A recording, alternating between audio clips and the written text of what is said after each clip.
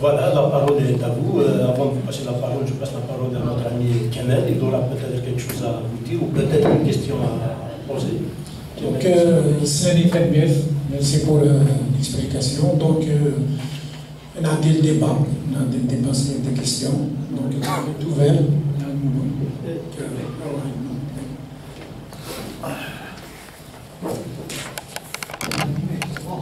D'accord. Bonjour à tous, bonjour madame. J'aime bien votre façon de parler de votre livre. C'est très rare de trouver une romancière qui en parle de ce genre de situation dans notre société d'une manière comme ça très directe. Déjà, c'est une bonne chose.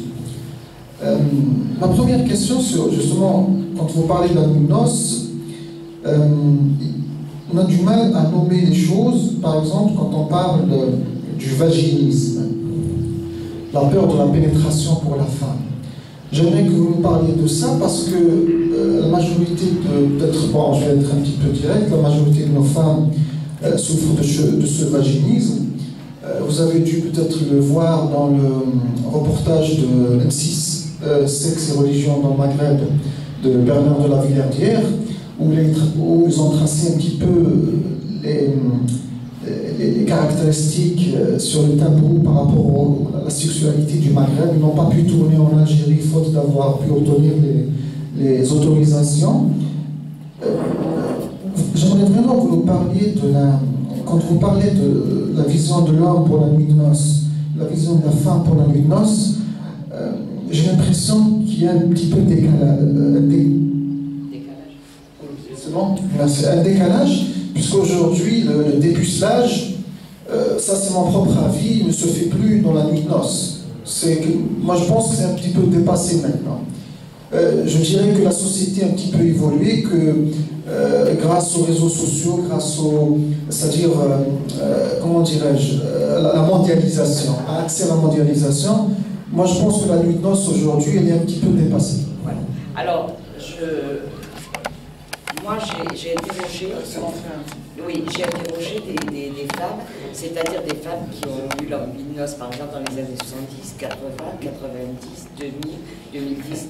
Pas plus tard qu'il y a une dizaine de jours, il y a une jeune femme de 30 ans, tout à fait émancipée, vous la voyez, elle est adorable, elle est franche, elle est directe, elle est vierge.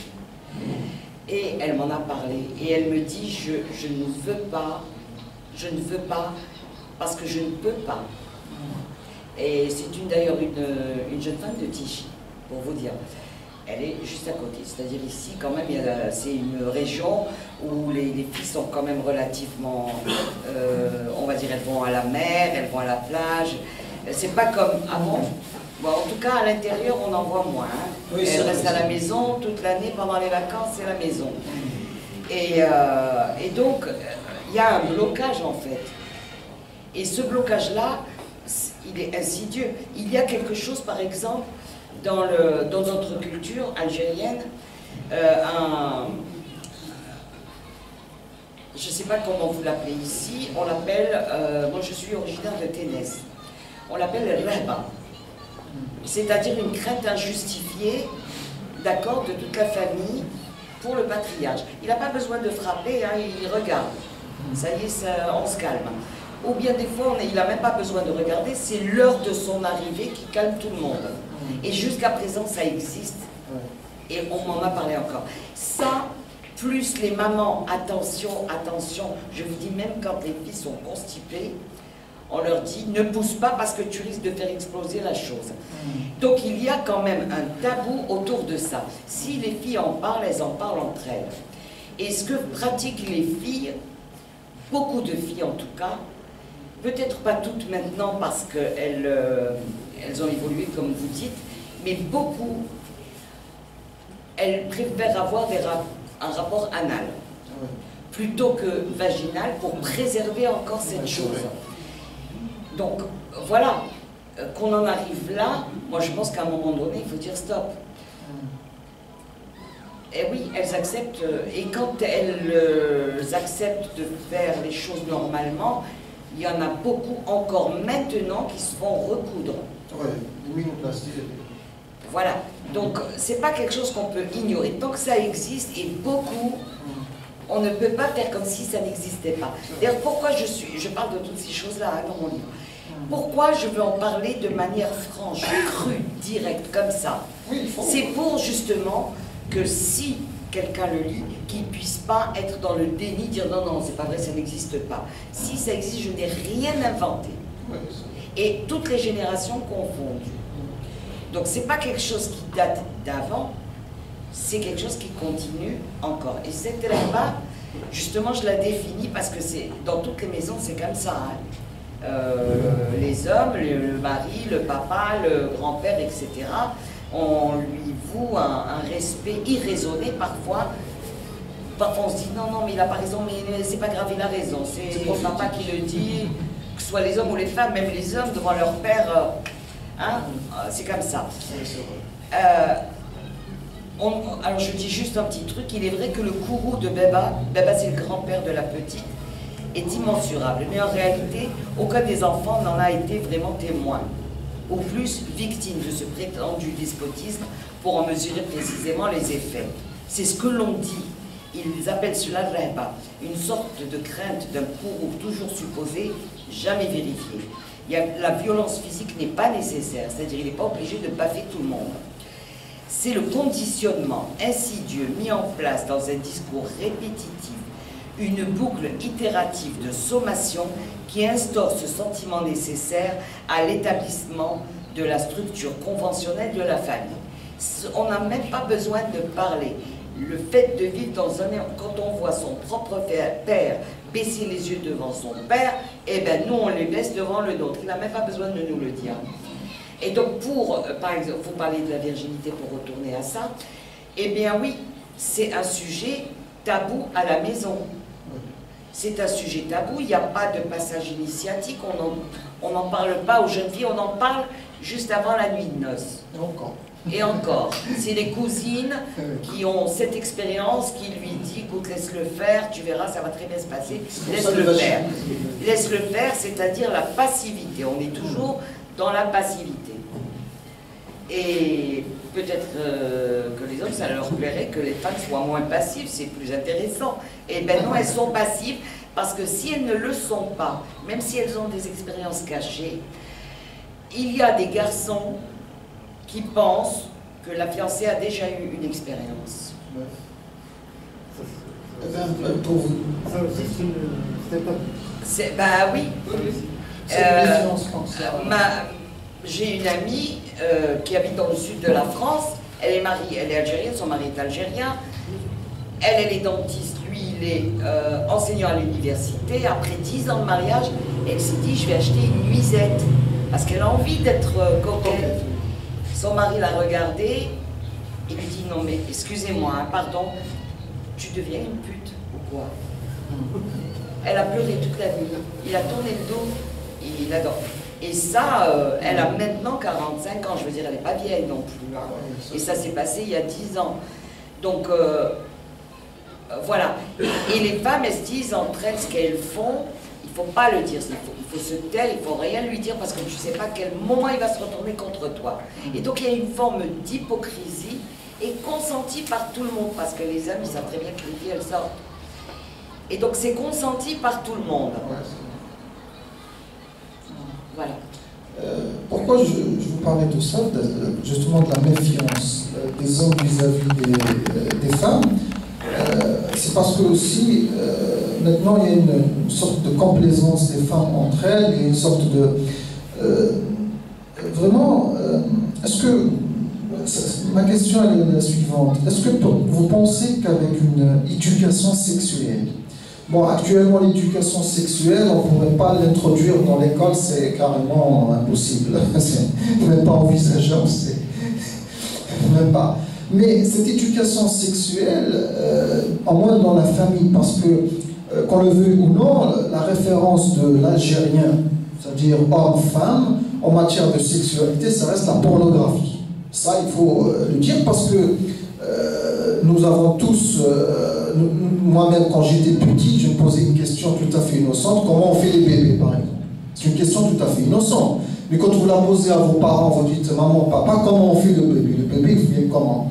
Justement, après, vous avez des histoires comme ça, que le bébé, etc. Et donc, ça commence là. C'est à ce moment-là, quand l'enfant, de par son innocence d'enfant, pose la question à l'un de ses parents ou aux deux parents en même temps, comment on fait des bébés, je pense que c'est à ce moment-là qu'on peut, je dirais pas sexualiser l'enfant, mais donner une approche, justement. Mais comment rester dans cette subtilité-là? C'est ça ma question.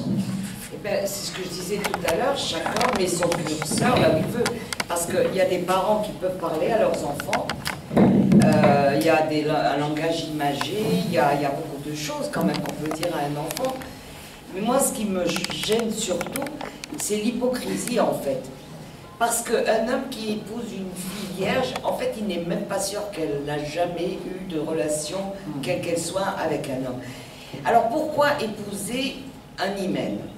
Je crois que c'est plus intéressant d'épouser une personne. Voilà. Il y a plus d'échanges, il y a plus de... Parce que si quelqu'un prend la peine de se marier, c'est quand même parce qu'elle a envie de s'engager, cette personne. Donc c'est pas pour aller tromper avec le voisin. Voilà, c'est pas parce qu'elle a eu une expérience que ça veut dire qu'elle va en avoir avec tout le monde. Les filles, elles ont des expériences. D'accord? Alors, pourquoi rester dans cette hypocrisie? Maintenant, du temps de mes parents et tout, je peux comprendre. C'était comme ça fonctionnait comme ça. Mais maintenant, le monde change en fait. Et pourquoi rester dans cette hypocrisie? C'est là ma question, et c'est là peut-être la question de tout le livre. Deux univers qui ne se parlent pas. Et à ce propos-là, elle va dire: de toute éternité, la virginité a hanté les hommes au point d'ériger la Vierge en prêtresse chargée du service des divinités. Celle qui est pure, sans altération, sans tache ni souillure. Puis la Madone, c'est-à-dire la Vierge Marie, a pris le relais en enfantant le Sauveur, c'est-à-dire Jésus. Chaque homme rêve de sa Vierge pour usurper l'espace d'une nuit, ce privilège des dieux qui remonte à la nuit des temps. Certains sont prêts à s'exploser pour une hourie. Pauvre mec. Donc ça, c'est par rapport à la virginité. Et puis ensuite, elle dit: pourquoi a-t-on placé ma vertu dans mon sexe? L'humain a inévitablement besoin d'attester, il lui faut un sceau, et manque de bol, il l'a placé dans mon vagin. J'ai mal d'être une femme, j'ai mal d'avoir à me construire dans ce carcan qui m'enchasse à la potence de l'assujettissement. Voilà, c'est-à-dire qu'elle a le sentiment de n'exister que parce qu'elle a un hymen, ou de ne plus exister parce qu'elle ne l'a plus. Alors, moi, ce personnage, je n'en ai pas fait une danseuse de cabaret comme dans certains films, ou des Vergondés. Non, c'est une fille, j'allais dire normale, mais qu'est-ce que la normalité aussi? Mais c'est quelqu'un de banal, c'est-à-dire n'importe quelle personne peut s'identifier à elle. Elle a fait des études, elle est gentille, elle est honnête, elle est très sympathique. Toutes les femmes qui ont lu le roman l'ont trouvée très sympathique, et même les hommes.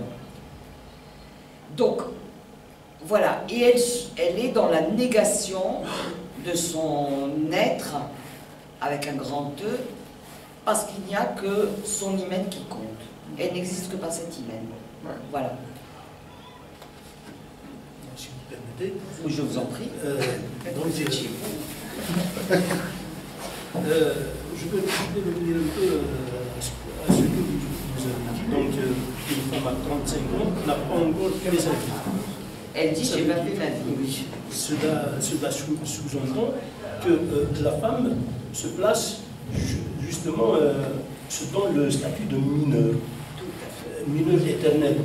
Donc, est-ce que vous ne pensez pas que ce statut de mineur que les femmes s'accordent pour plaire et à l'homme et à la société, est-ce que ça n'entrave pas l'évolution de la conscience féminine? Ben, c'est sûr, mais de notre côté, c'est-à-dire c'est comme s'il y avait un choix. Sans affectivité, sans affection, sans tendresse, c'est difficile de vivre, que ce soit pour un homme ou pour une femme. On est d'accord là-dessus, on ne va pas se mentir. Elle se dit, si Si je fais ma vie telle que je l'entends, je vais être rejetée. Personne ne voudra m'épouser. Ou j'aurai honte de faire à ma famille un tort. Si le monsieur il dégage, il vient me demander un mariage, je lui dis la vérité, il se sauve. On va me demander pourquoi, qu'est-ce que je vais dire à mes parents, etc. Donc il y a les parents aussi. Il y a les parents. La mère, elle est très très affligée.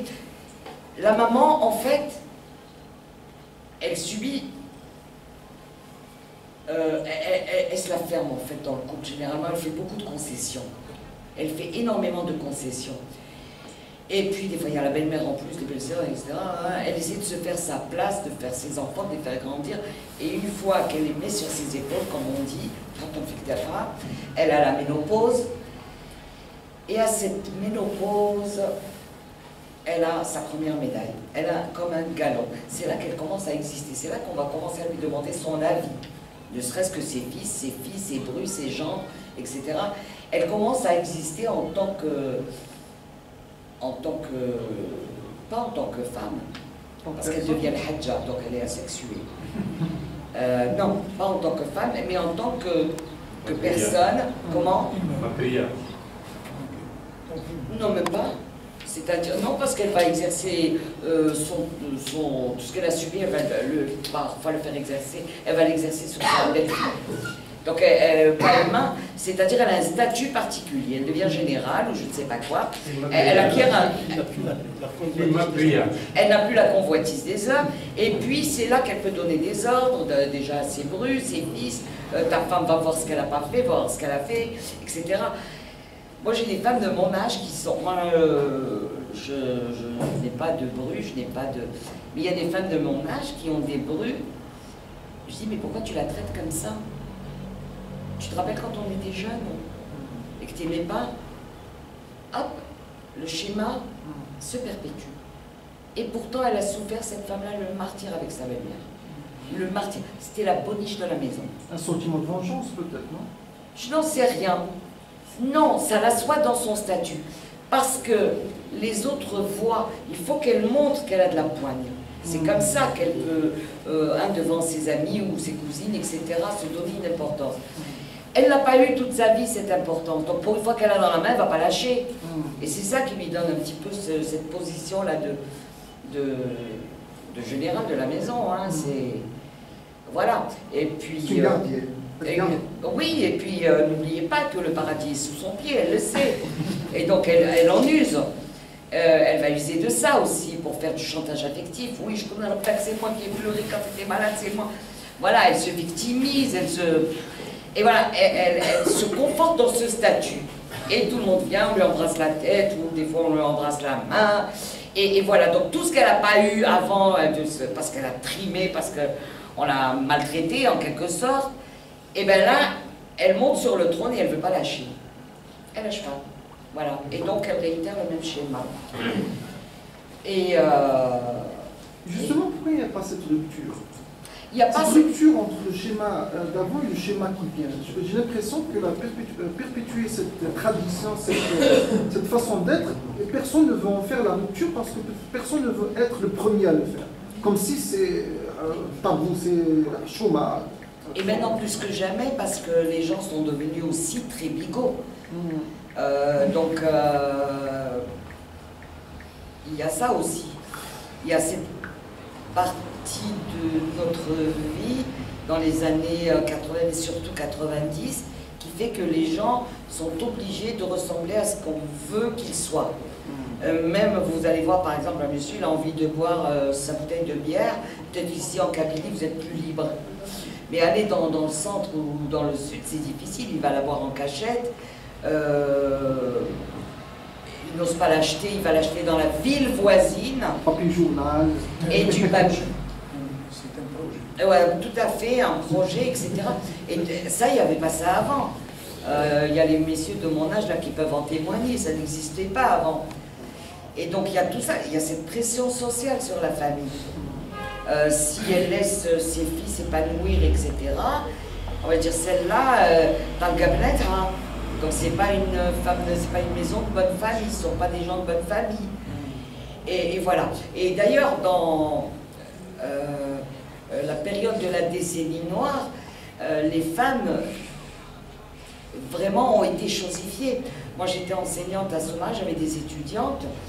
Elles avaient beau se voiler pour continuer leurs études, hein, pas parce que pas de gaieté de cœur, mais pour continuer leurs études et tout. Et malgré ça, le matin quand je faisais l'appel, il m'en manquait une. Je dis pourquoi elle s'absente? Madame, elle est morte. Madame, on l'a emmenée au maquis. On l'a volée, on l'a kidnappée. Et dans ce kidnapping, ça, je n'ai pas pu le raconter comme quelque chose de réaliste, comme un journaliste. D'abord, je ne suis pas journaliste. Moi, pour moi, je ne pouvais le raconter qu'en tant que cauchemar. Et dans ce cauchemar que le personnage fait, elle va raconter justement une femme qui a été capturée. Et elle dit, les frères de passage ont tué toute la nuit et sont fatigués. Tuer des hommes, des femmes et des enfants qui courent dans tous les sens complique bien leur tâche, comme si c'était quelque chose de banal. Il faut être vigilant pour n'en oublier aucun. Si, peut-être 2 ou 3 pour laisser un rappel sinistre à la postérité.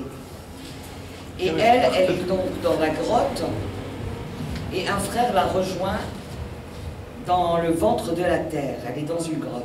Il marmonne, il la tire par le pied, et plaque ses paumes sur ses cuisses plusieurs fois. Il écarte les genoux et examine l'intimité rougissante qui suinte. Un filet d'humeur incertaine s'en échappe. Il empoigne les hanches et la retourne. L'arrière est plus sain, plus sec. Il le positionne à sa convenance et déchire ce qu'il peut. Donc ça, et puis elle se met à crier et on ressort du premier rêve pour entrer dans le second, etc. etc. Donc ça c'est le chapitre 4. Où on essaie justement de comprendre, parce que les garçons aussi, j'ai parlé aussi des garçons qui sont à une dizaine dans un petit appartement par exemple. Le matin, sa mère lui dit, allez, dégage, moi je vais passer le jamel, je vais clorer la maison. Et lui, il est là en train de tenir le mur et attendre. Et puis ensuite, on lui a ouvert des mosquées, il fait plus frais, il fait meilleur, il peut s'allonger. Après, on lui a sériné des discours, à tel point qu'à un moment donné, il ne réfléchit plus.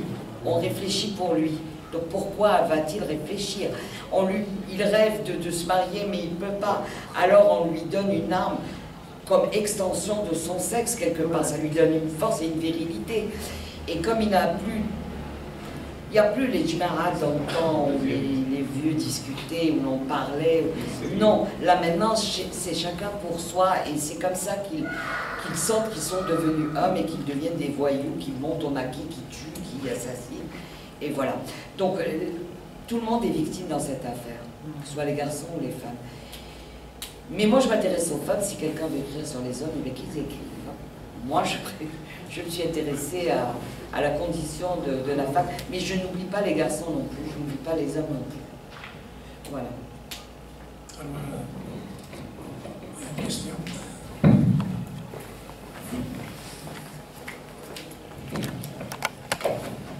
Bonsoir. Donc, je vais commencer par vous remercier pour cette audace de dire les choses. C'est moi qui vous remercie. Et puis, puisqu'il y a l'audace, il y a le courage. Donc, il n'y avait pas si longtemps, j'ai discuté avec une fille qui était féministe. Donc, je lui ai demandé tout simplement pourquoi est-ce que vous parlez des droits des femmes, la famille, etc. Alors qu'il y a des droits que personne n'en parle. Par exemple, je lui ai parlé de la satisfaction sexuelle de la femme, de la conjointe. C'était absurde que personne n'en parle. Donc parfois, le conjoint agresse sexuellement sa femme. Et sans le vouloir. Hein. Oui, et personne n'en parle. Donc, il y a à peu près parler de ça. Et bien, comme vous l'avez dit, on est quelque part formaté. Mais on a un certain formatage. Il m'a directement envoyé une vidéo d'un mufti. Qu'est-ce qu'il a dit le mufti Haradek? Il a présenté comment le prophète avait suggéré de faire l'amour avec sa femme. Juste pour dire qu'on a déjà ça, etc. Ça va lui servir d'argument que ces choses-là, on les fait et on les fait assez bien. D'accord? Donc, la première question, c'est ça. Est-ce que vous pensez, la religion fait partie, ou c'est un élément déclencheur de tous ces tabous qui régissent la société, etc. etc. Donc, c'est la première. Je vais commencer la deuxième, on va. Je vais oublier, vous me rappellerez. Donc, la deuxième, c'est une question que j'ai réfléchi à peu près, puisque si on revient un peu à l'origine, on va trouver que l'homme et femme étaient à parfaite égalité. On va trouver que la femme s'en chargeait de l'agriculture, etc., etc. Elle travaillait, et même la force physique, il avait une certaine force physique, il était capable de prendre du poids, etc., etc., etc. C'est avec le temps et l'évolution humaine que sa force et sa place sociétale a dégradé. Donc, est-ce qu'elle n'est pas, par hasard, enfin quelque part, responsable de la place qu'il a prise? Je vais dire prise, c'est pas qu'on lui a donné, parce que je ne pense pas qu'on lui a donné la place. Oui. Je suggère on va nuancer quand même. Oui, je vais dire que c'est elle qui a choisi cette place. Elle n'a pas choisi, mais elle s'en est contentée. Oui, elle s'en est contentée. Oui, voilà. Maintenant, si vous parlez de la religion, il y a une différence entre la religion et la bigoterie.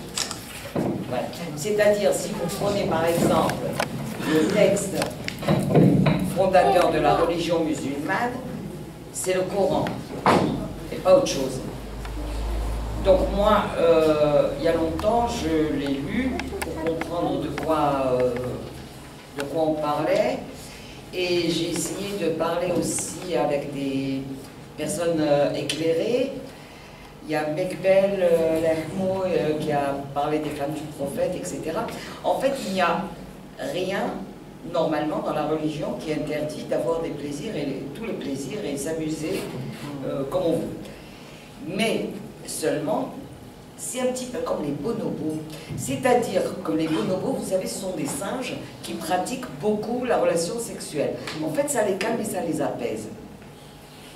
Sauf que si on vous ramène, ou on nous ramène, une religion absolument orthodoxe, ou une vision de la religion absolument orthodoxe qui crée des tensions, eh bien, le peuple est plus facilement manipulable.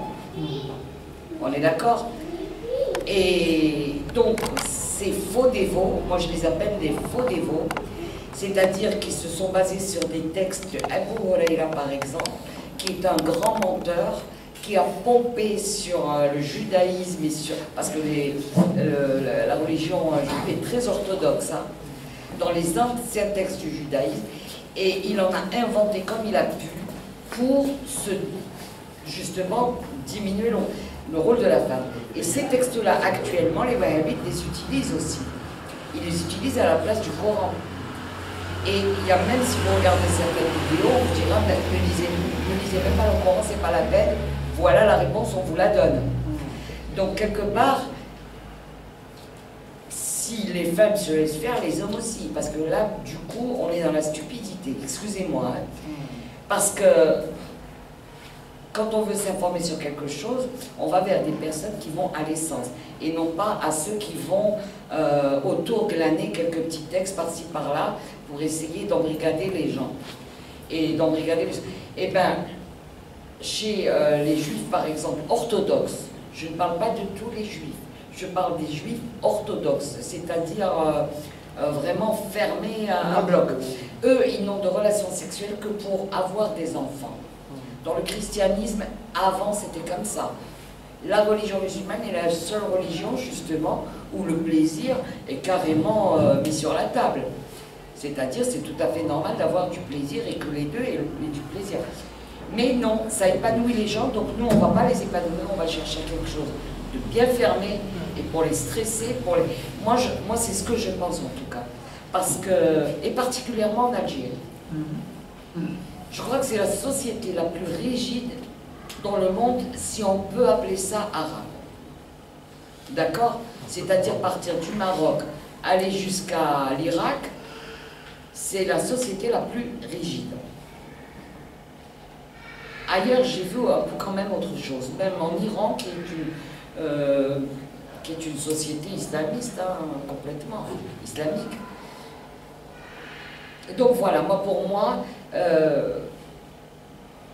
stigmatiser ce genre de relations, les stigmatiser. D'ailleurs, dans le Coran, il n'y a pas de virginité. Ça n'existe même pas. J'ai discuté avec un monsieur, un savant, un chercheur qui s'appelle Mohamed Chahrour. Vous connaissez? Oui. Voilà. Tu dis, ça n'existe même pas. On n'en parle même pas. C'était pas un problème pour eux. Pourquoi ça l'est devenu? Point d'interrogation. Donc, voilà. Et pourquoi il y a tout ce discours autour de l'hymen? Chose qui n'existe pas dans la religion musulmane. Donc, pourquoi a-t-on mis tous ces points-là dans cette nouvelle façon de voir l'islam? C'est juste pour que les gens soient tendus et qu'on les maîtrise mieux. C'est tout. Moi, à mon sens, c'est ça. S'il n'y a pas d'autres questions. Donc, Ah, la deuxième, c'est quoi déjà? La place. Sur l'hypothèse, qu'est-ce qui a fait de la femme qui prend sa place Alors, moi je pense qu'il y a plusieurs raisons. Je n'ai pas la prétention de toutes les maîtriser. Mais il me semble quand même que pendant la colonisation, déjà il y avait quelque chose d'assez important. C'est mon arrière-grand-mère, j'ai assisté à 2 arrière-grand-mères qui m'ont raconté des choses et d'autres me les ont racontées, donc je me suis dit qu'il y a du vrai là-dedans, même si ce n'est pas à 100% peut-être. Elle nous disait, je me rappelle, j'étais petite, j'écoutais les histoires quand elle parlait avec ma mère, mes tantes et tout, et c'est la grand-mère de ma mère. Hein. Et donc elle disait qu'il fallait pendant la colonisation faire très attention aux femmes. Parce que les colons pouvaient en disposer. Quand elles travaillaient, surtout quand elles étaient pauvres et tout, les colons pouvaient en disposer. Et donc, la femme, on l'a protégée pour pas qu'elle souffre justement de viol. Et je pense que ça répond un petit peu à ça. D'accord? Il me semble. Je ne sais pas. Et puis, il y a toute cette fausse religion qui est arrivée d'Arabie Saoudite, il faut dire des choses comme elles sont, hein, et qui a contribué justement à rendre les gens de plus en plus orthodoxes. Et la femme, elle, les femmes du moins, pourquoi n'ont-elles pas réagi? Ben, peut-être qu'elles sont un peu comme ma mère, hein, je ne sais pas, une petite bourgeoise là, qui se fera entretenir par un homme, elle lui donne son petit déjeuner, puis va gagner ma vie. Je ne sais pas. Je ne sais pas. Je ne saurais pas vous répondre. Mais ce dont je suis certaine, en tout cas, c'est qu'à un moment donné, il faut dire non. Maintenant, si vous avez d'autres hypothèses, je suis à l'écoute. Il faut savoir aussi que, par exemple, dans les plus grandes académies militaires, que le viol est enseigné. Le viol est une arme psychologique aussi. Donc, quelque part, si vous prenez toutes les guerres, le premier acte de guerre, c'est de violer les femmes pour maîtriser les populations locales. C'est-à-dire que, vous parlez de Nahba, Nahba c'était ça aussi. C'est-à-dire que si vous ne restez pas tranquille, on arrive chez vous. Et justement, les femmes pendant la guerre d'Algérie, se sont, dans leur mode de résistance, elles ont évolué comment résister aux parachutistes qui venaient les violer. Par exemple, il y a l'histoire de s'imbiber de matière fécale pour éviter que les parachutistes, et ça c'est la grand-mère de ma femme qui la raconte, quand les parachutistes venaient au village pour pour les faire dégoûter, ils s'imbibaient de matière fécale et ça éloignait comme ça les parachutistes. Donc aussi, c'est pour ça que le viol était considéré comme étant une arme de guerre, une arme psychologique de dissuasion. Ben oui, et c'est pour ça que les gens justement faisaient attention à leurs filles, à leurs femmes. C'était vraiment quelque chose, c'était pour les protéger. Et puis petit à petit, peut-être que c'est devenu non, c'est devenu comme ça. C'est pas un processus simple, ça doit être un processus extrêmement complexe. Hein, on n'arrive pas juste avec ça à rendre les femmes... Et puis, Et puis, même après l'indépendance, en fait, quand elles avaient les moyens, elles se faisaient entretenir, ben, ça leur convenait. Le mari habitait peut-être seul, ou je ne sais pas quoi. Donc ça leur donnait un certain petit confort, peut-être, je ne sais pas.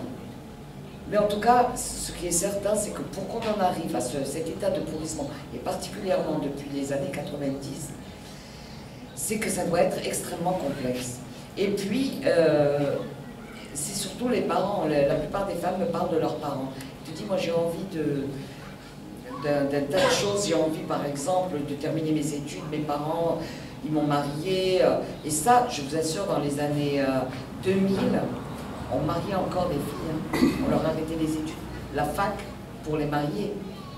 Moi, je pensais que c'était dépassé, quoi. Eh ben non. Et puis, voilà, quoi. Je vous en prie, bien sûr. Ça parlait un peu de la religion.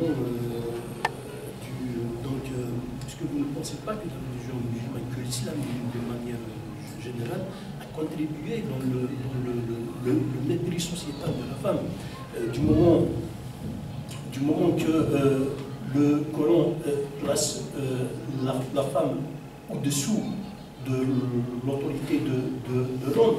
On le retrouve dans un des versets où il dit clairement que et puis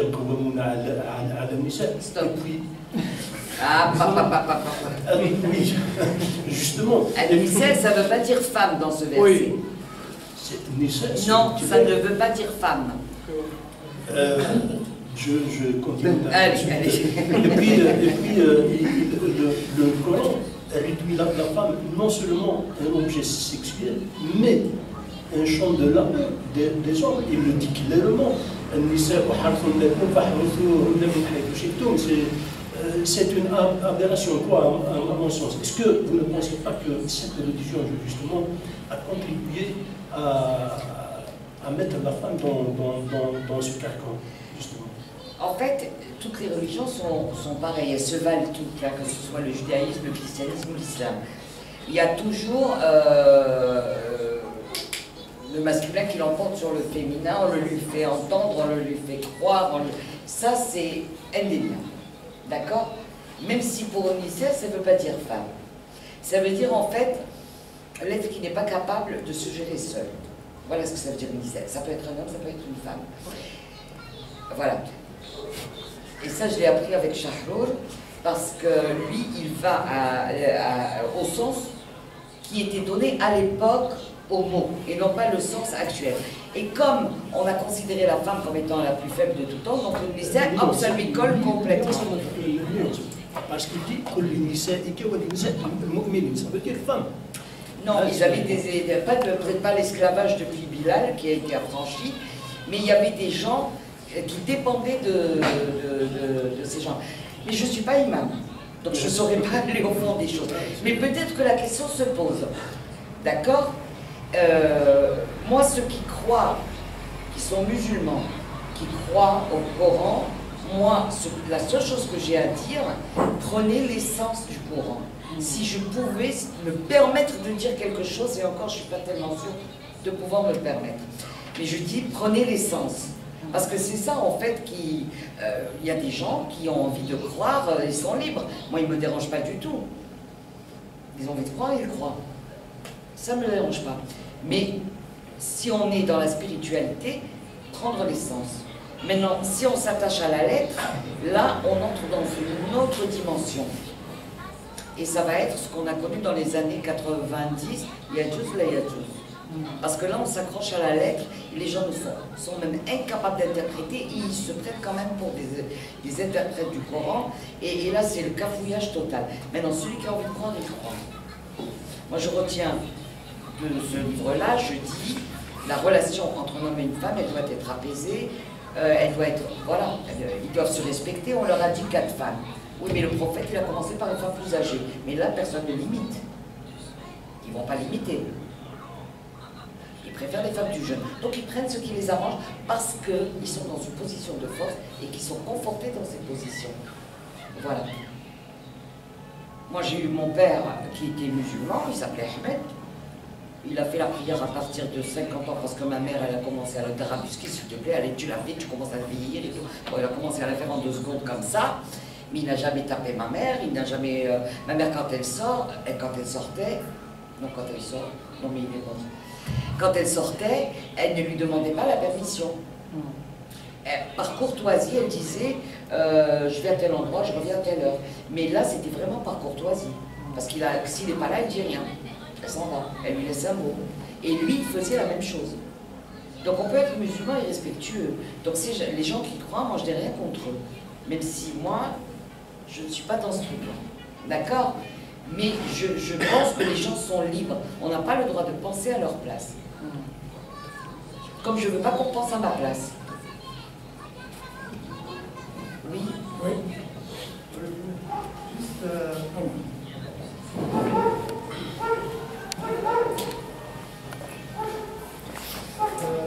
on avait dit de faire une autre hypothèse si c'est possible. Donc, l'hypothèse justement répond à cet acte religieux qui disait que la femme est moins intelligente que l'homme.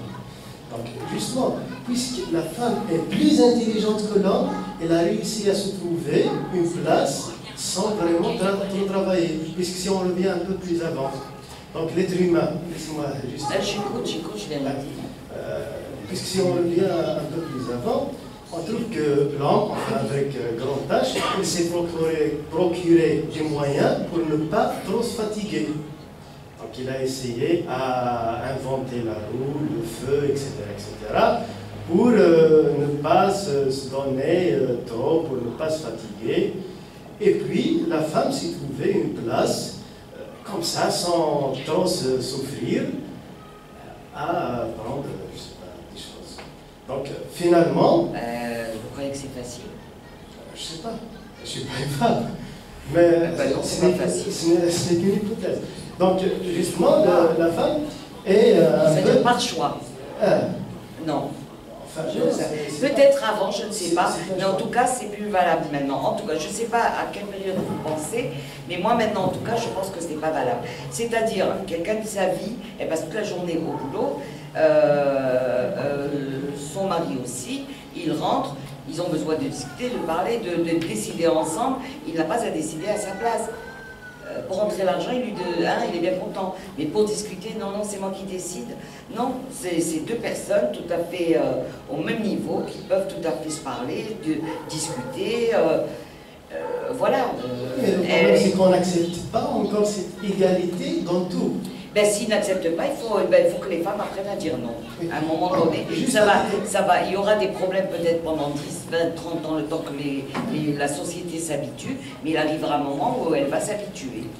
Juste à titre d'exemple, puisqu'on parle entre des guillemets, de choses assez grandes, on va parler des choses aussi simples qui peuvent être. À 25 ans, je suis allé à Alger. C'est à 25 ans que je me suis rendu compte que la femme faisait maître monsieur. C'est assez bizarre. C'est là que j'ai vu que les filles hijabistes, fumées, étaient agressées visuellement, juste puisqu'ils fument. Oui, mais justement, c'est-à-dire qu'il y a un travail à faire dans la société. Si chacun se posait les bonnes questions, peut-être qu'on n'en serait pas là. Voilà. C'est-à-dire, à un moment donné, il faut se secouer, hommes et femmes, et parler librement, discuter. Voilà. Mais si personne ne passe, si chacun reste dans son coin et avec ses a priori, eh ben, on n'est pas sorti de l'auberge. On est face à un sérieux problème. Le problème, c'est que la femme, telle qu'elle est, elle accepte sa place. Ben, c'est un problème. Ben justement, c'est elle accepte sa place. Pourquoi est-ce que moi je vais militer, être féministe pour ces droits? Là, je suis d'accord avec vous. C'est à la femme de se secouer toute seule et ne pas attendre qu'on vienne la délivrer. Et oui. Il y a un journaliste qui m'avait posé la question de cette délivrance. Ben, j'ai dit non. Ça veut dire que la femme est dans un cachot enfermée et il faudrait que l'homme, comme un Tarzan, vienne ouvrir les grilles du cachot pour la libérer. Non, comme si les hommes, ils enfermaient les femmes comme si c'était des bourreaux, et elle, une petite oie blanche là, et elle attend. Non, c'est pas comme ça que ça se passe. Et si ça se passe comme ça dans certaines régions ou dans certaines familles, ça ne devrait pas se passer comme ça. Je crois qu'il y a une confiance qui est complètement rompue. Les femmes, elles doutent des hommes, et les hommes doutent des femmes, et donc ça veut dire qu'il y a une rupture entre les deux. Donc à un moment donné, il faut quand même essayer de renouer. On est appelé à vivre ensemble, à travailler ensemble, et il faut apprendre pas cohabiter, à se connaître. Non, mais le plus terrible, c'est que vous voyez par exemple des Algériens qui épousent des étrangères et qui ne lui disent pas, ils ne posent même pas la question par exemple de la virginité. Oui. C'est vrai, hein? C'est vrai. Il épouse une étrangère, il accepte sa façon d'être, il accepte qu'elle fume, qu'elle boit, qu'elle a couché déjà, etc. Qu'elle lui donne des ordres. Parce qu'elle c'est une étrangère, mais quand c'est une Algérienne qui est comme ça, c'est une pute. Tout à fait. C'est ça ce qui est terrible. Donc, il y a une espèce de schizophrénie. C'est incroyable. Et d'ailleurs, moi j'ai remarqué, bon, j'ai pas les statistiques, mais dans mon entourage par exemple, je remarque de plus en plus de mariages binationaux. Les Algériens épousent de plus en plus d'étrangers, et les Algériens, bon, on parlait de mariage blanc à une certaine époque, maintenant je ne sais pas comment, les hommes épousent plus d'étrangers, comme si on n'arrive pas entre nous à créer un climat, à créer un espace d'échange, un espace de mixité intellectuelle ou sportif, ou bien je ne sais pas moi, même dans le domaine de l'éducation par exemple. Maintenant on dit les filles d'à côté, les garçons d'à côté. Déjà ça crée une différence. On continue à séparer, non, les filles comme ça, les garçons comme ça. C'est tout à fait incroyable. Et justement, les conséquences de ce qu'on faisait hier, c'est maintenant. On voit que, par exemple, à la piscine, maintenant, il y a des heures pour les filles, il y a des heures pour les hommes. Même en France, c'est devenu comme ça aussi. Non, parce qu'il y a une époque, Sarkozy, il a dit, non, les heures des piscines, la mixité des piscines, elle doit être, c'est notre façon d'être, on n'allait pas nous obliger. Je me souviens de l'époque de la polémique de Sarkozy où les heures de piscine étaient considérées parce que c'était il fallait séparer. Il fallait séparer. Sarkozy a dit non, voilà quoi. La même chose au Canada d'ailleurs. Oui. On leur laisse beaucoup la parole. Ça, c'est ce que j'appelle moi les faux dévots. C'est-à-dire que des gens qui ne sont pas dans la spiritualité, qui sont plus à surveiller qui a fait quoi. Et ça se passe comme ça. Au Canada, il y a un groupe très solide qui a pignon sur eux, qui prend les micros et qui parle, et ils imposent beaucoup de choses. En France, ça marche moins bien parce que les Français n'aiment pas trop islamiser la société. Ça les embête en fait. Et pour l'islam, moi je pense que si les gens raisonnent et qu'ils restent dans leur spiritualité, ça arrangerait tout le monde. Mais plus que ça, vous avez par exemple des femmes publiques en plus, qui disent oui, la polygamie c'est bien, mon mari, s'il se marie avec une autre, voilà. Donc elle se chosifie, elle devient la chose qu'on va utiliser de temps en temps, par alternance avec les autres. Je ne comprends pas comment on puisse raisonner comme ça.